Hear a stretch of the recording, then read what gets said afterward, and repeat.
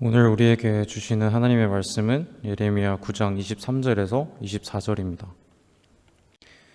여호와께서 이와 같이 말씀하시되 지혜로운 자는 그의 지혜를 자랑하지 말라. 용사는 그의 용맹을 자랑하지 말라. 부자는 그의 부함을 자랑하지 말라. 자랑하는 자는 이것으로 자랑할지니 곧 명철하여 나를 아는 것과 나 여호와는 사랑과 정의와 공의를 땅에 행하는 자인 줄 깨닫는 것이라. 나는 이 일을 기뻐하노라. 여호와의 말씀이니라. 이는 하나님의 말씀입니다. 오늘 설교 제목이 김부장 이야기입니다. 요즘 원래 드라마라고 하면 주로 여자들이 좋아하는 장르인데 나이가 들다 보니까 저도 드라마를 상당히 좋아합니다. 그러다 보니까 집사람과 종종 드라마를 보게 되는데 오늘 이 김부장 이야기는 드라마 이야기입니다. 요즘 인기 1위에 종영이 된 서울 자가의 대기업 다니는 김부장 이야기가 오늘 줄거리입니다. 제가 워낙 딱딱한 설교만 주로 하다가 오늘 마지막 수요예배 설교는 좀 부드럽게 풀어봐야겠다라고 생각했는데 마침 김부장 이야기를 소문을 듣고 저희 집사람이 보자고 그래서 12부작을 일주일에 하루에 2편씩 계속 봤습니다. 아주 감동적으로 봤는데 이걸 보다가 자연스럽게 이 설교가 구성이 됐습니다. 이 김부장 이야기는 오늘날 한국에 살아가는 50대 중년 가장들의 이야기인데 이들만의 이야기는 아니에요. 사실은 이 뒤를 쫓고자 하는 우리 젊은 학생들의 이야기이기도 합니다. 또 이 땅에 사는 많은 사람들, 많은 성인들이 바로 그 마음이 김부장과 닮아 있다는 점에서 김부장의 이야기는 어떤 특정한 서울에 자가를 두고 대기업을 다니는 특정 중년층에 대한 이야기만은 아니라고 생각이 됩니다. 김부장, 대기업 통신사의 고참 영업부장 김부장이 임원 승진을 앞두고 잔뜩 기대에 부풀어 있었는데 연이은 불미스러운 사건으로 결국은 낙마하고 명예퇴직을 할 수밖에 없었습니다. 그런데 한 달 수익 1,000만 원을 보장한다는 사기꾼의 말에 속아가지고 10억 5천이나 되는 거금을 들여서 상가를 삽니다. 5억은 퇴직금이고 5억 5천만 원은 자기 아파트를 담보로 해서 대출받은 겁니다. 그런데 사놓고 보니까 사기를 당한 거예요. 아무도 상가를 들어오려고 하는 사람이 없어요. 심지어 3개월을 임대료 안 받겠다고 하는데도 안 들어옵니다. 아무도 보러 오는 사람조차가 없습니다. 결국 3억도 안 되는 상가를 10억 5천이나 주고 샀어요. 3억에도 안 팔릴 상가를. 결국 그는 몇백만 원에 이르는 이자를 감당하기 위해서 결국 대리운전까지 나섭니다. 그런데 그 대리운전마저도 교통사고를 내서 할 수 없게 되고 결국은 자기가 타고 다니는 차를 팔기 위해서 형에게 찾아갔다가 카센터를 하는 형을 찾아갔다가 결국은 자동차 세차를 하게 된다는 이야기입니다. 그러다 또 자신의 아내가 부동산 중개사 시험에 합격해 또 한쪽 축을 거들기 시작하고 아들은 학교를 휴학하고 온라인 쇼핑몰에서 티셔츠를 파는 그런 훈훈한 이야기가 전개되면서 상처난 자존심을 회복해가는 그런 스토리예요. 저는 이 드라마를 쭉 보면서 계속 떠오른 두 개의 개념이 있어요. 그게 뭐냐 하면 자존심과 자존감이에요. 두 개는 비슷한 말 같지만 전혀 다른 말입니다. 자존심이란 자신의 정체성을 자신의 능력과 성공을 통해 찾으려고 하는 것이 자존심입니다. 이 자존심의 뿌리는 굉장히 깊어요. 야생의 상태에서 자신의 존재 이유를 늘 증명해야 하는 인류의 원초적인 본능이 바로 이 자존심의 뿌리예요. 그렇기 때문에 누구에게나 이 자존심은 있어요. 우리의 어떤 욕망이 있죠. 기본적인 욕망, 식욕에 대한 욕망이나 성욕에 대한 욕망처럼 자존심의 욕망이 있습니다. 근데 이것이 우리의 욕망이 늘 선을 넘잖아요. 식욕도 그렇고 성욕도 그렇듯 마찬가지예요. 자존심의 욕망도 늘 선을 넘어요. 그래서 과도한 자존심이 대세를 이루게 되죠. 김 부장은 전형적인 그러한 과도한 자존심을 보이는 사람이에요. 김 부장은 대단히 자존심이 강해요. 자존심이 강한 사람들의 특징이 뭔지 아세요? 늘 비교한다는 거예요. 그리고 자신을 과시해야 되기 때문에 늘 자신을 과대포장해요. 그리고 자기 자랑을 늘 늘어놓고 또 남의 칭찬에 인색하고 남의 불행이 자기의 행복이 돼요. 그리고 자신의 약점과 자신의 잘못을 결코 드러내지 않아요. 그렇기 때문에 자아에 높은 담장을 치고 살아요. 그러다 보니까 이 자존심이 너무 과도한 자존심은 늘 자기를 고립시키고 맙니다. 사실 자존심이 강한 사람은 심각한 질병 가운데 살아가는 거랑 마찬가지입니다. 여러분 그 김 부장 이야기를 여러분 이 중에서 많이 보셨을 거예요. 늘 보는 내내 저 사람은 자신의 문제를 자기만 모른다고 생각이 들죠. 남들은 다 보면 저 사람이 뭐가 문제인지를 보이는데 정작 그는 잘 몰라요. 근데 그것이 그만의 문제일까요? 사실 돌아보면 우리들 자신도 김 부장과 많이 닮아 있습니다. 그래서 끊임없이 자기를 포장하고 있죠. 김 부장은 임원에서 낙마하면서 자존심에 큰 상처를 받습니다. 그걸 만회하려다 보니까 사기꾼의 말에 금방 현혹이 된 겁니다. 1,000만 원을 월 수익 1,000만 원을 보장한다는 말에 이것저것 생각해 보지도 않고 덥석 그것을 물었어요. 결국 그것이 나락으로 가는 길이었습니다. 자존심에 대립되는 개념이 자존감입니다. 이 자존감이란 관계성 속에서 자신의 정체성을 찾는 것이 자존감이에요. 김 부장은 정말 불행 중 다행으로 좋은 형, 좋은 아내, 좋은 아들이 있었어요. 아내는 김 부장이 그렇게 큰 사고를 쳤는데 그를 원망하지 않아요. 오히려 기꺼이 집을 팔고 변두리 허름한 빌라로 그것도 반 월세로 이사를 감행합니다. 형과 가깝게 지내지 않고 한동안 형을 찾지 않았는데 자동차를 팔려고 카센터를 하는 형을 찾아갑니다. 그런데 놀랍게도 형의 따뜻한 마음을 보게 됩니다.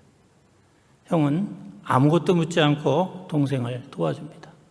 그리고 카센터에 달려있는 세차장을 아무 조건 없이 동생에게 맡깁니다. 또 아들도 잘못한 행동으로 인해 3,000만 원 빚을 졌는데 아버지가 호기 있게 그것을 대출해서 줬어요. 그 빚을 갚겠다고 온라인 쇼핑몰을 합니다. 그리고 아버지가 대리운전하는 것을 돕기 위해서 아버지 차를 타고 뒤를 따르는 행동을 통해서 부자지간의 깊은 정을 볼 수 있었어요. 그는 이러한 관계를 통해서 아내의 헌신, 아들의 사랑, 형의 사랑, 이런 가족 간의 끈끈한 관계를 통해서 그가 무언가를 보이지 않아도 그것이 자신의 존재 이유를 충분히 알게 돼요. 그것이 자존감이에요. 자존감은 관계성을 통해서 깨닫게 되는 마음의 평안함이에요. 그 평안함을 깨닫게 됩니다. 자존감이 늘수록 반비례해서 자존심은 적어집니다. 결국 그는 대리기사 할 때도 마스크를 쓰고 했거든요. 남에게 세차할 때도 누가 볼까 마스크를 쓰고 했어요. 그러나 어느 순간부터 그는 마스크를 벗고 당당하게 예전의 부하 직원을 대면합니다.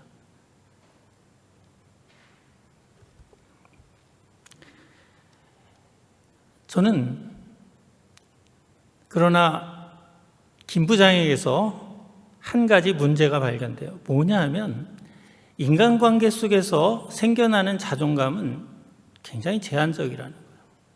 인간관계는 늘 불안해요. 사실 그렇게 현명한 아내, 헌신적인 아내를 만나기란 사실 쉽지가 않아요. 인생 살면. 대부분 남편이 그렇게 사고치면 아마 아내가 이혼하자고 할 겁니다. 집을 가출하거나. 또 형도 그래요. 한동안 소홀하게 지내던 그런 형이 망한 동생을 그렇게 따뜻하게 품어줄 그런 형도 사실 그리 많지 않아요. 또 아버지가 사고치고 한 푼도 없는 거지가 되면 자녀들은 삐뚤어지기 마련입니다. 오히려 아버지를 돕겠다고 쉽게 나서질 않아요. 이런 인간관계, 또 지금 마찬가지예요. 지금은 이제 그 어려움의 초입이지만 앞으로 계속 이러한 어려움이 쉽게 극복되지 않을 거예요. 5억 5천의 빚을 어느 순간에 갚겠어요. 이런 어려움이 지속된다면 아내의 헌신적 사랑이 계속될까요? 자녀의 도움도 계속될까요? 사실 불안정해요. 그래서 성경은 하나님을 찾으라고 말합니다. 하나님은 우리의 진정한 아버지 되세요. 우리 부모님이 자녀를 사랑함이 조건적이지 않잖아요. 그냥 자녀라는 그 자체만으로 부모가 우리를 사랑하듯 하나님은 우리를 있는 그대로 사랑하십니다. 바로 이러한 사랑이 우리의 자존감을 높여주는 거예요. 자수성가라는 말이 있죠.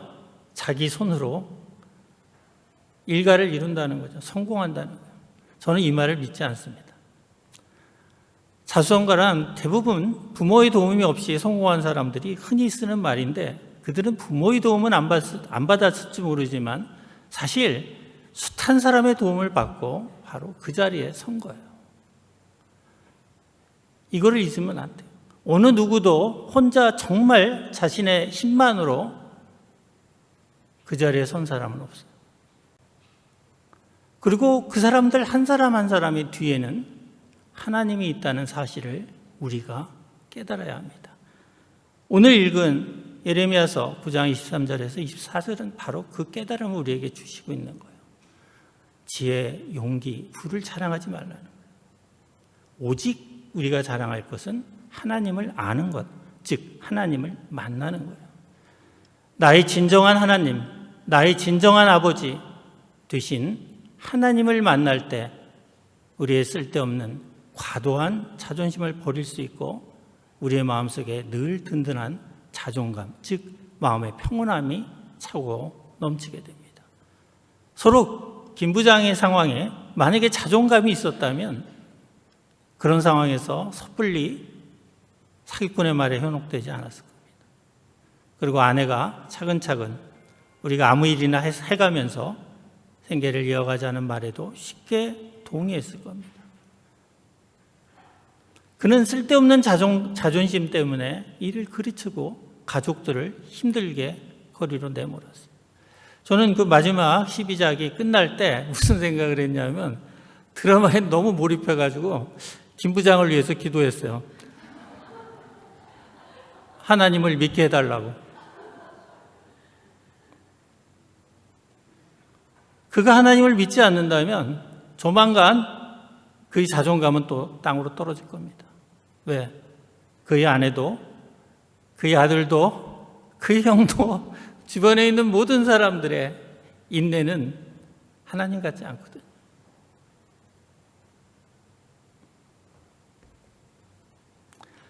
여러분들도 모두 다 어떤 면에서 김 부장의 뒤를 잇는 사람들이에요. 젊은이들이. 저도 한때 김 부장처럼 살았거든요. 우리가 김 부장인 한 그가 서로 임원이 됐다고 더 성공해서 사장이 됐다고 해도 그는 결코 행복하지 않았어요. 왜냐하면 사장이 되건 임원이 되건 그 자리를 유지하기 위해서 안절부절 못하거든요. 김 부장 위에 백상무는 말할 것도 없어요. 백상무도 여전히 안절부절 못하고 살아요. 우리가 좀 더 일찍 하나님 아버지를 만난다면 우리의 모든 삶이 하나님으로부터 오는 은혜 때문에 가능하다는 것을 깨닫는다면 우리는 자존감을 느낄 수 있어요. 그래서 하나님을 만나야 됩니다. 그런데 젊을 때 이런 자존감을 갖기가 쉽지가 않아요. 왜 그럴까요? 하나님을 만나기가 쉽지 않거든요. 만약 여러분이 젊은 날 20대 하나님을 만난다면 그건 더할 나위 없이 여러분의 삶을 풍성하고 행복하게 만들어줄 겁니다. 그래서 오늘로 이번 학기가 우리 수혜배가 종강인데 이번 방학 때 여러분들이 하나님을 만나는 그런 귀한 시간을 갖기를 바랍니다. 또 우리 교목실에서 또 그것을 위해서 또 매주 월요일마다 기도회를 열어서 여러분들을 위해서 기도하겠습니다. 늘 하나님의 말씀을 가까이 하고 성경 읽기를 게을리하지 마세요. 오늘 어느 순간에 어느 한 말씀이 여러분의 영혼을 사로잡고 넘치는 하나님의 은혜를 마음에 깨닫게 해줘요. 그것이 성령의 역사입니다.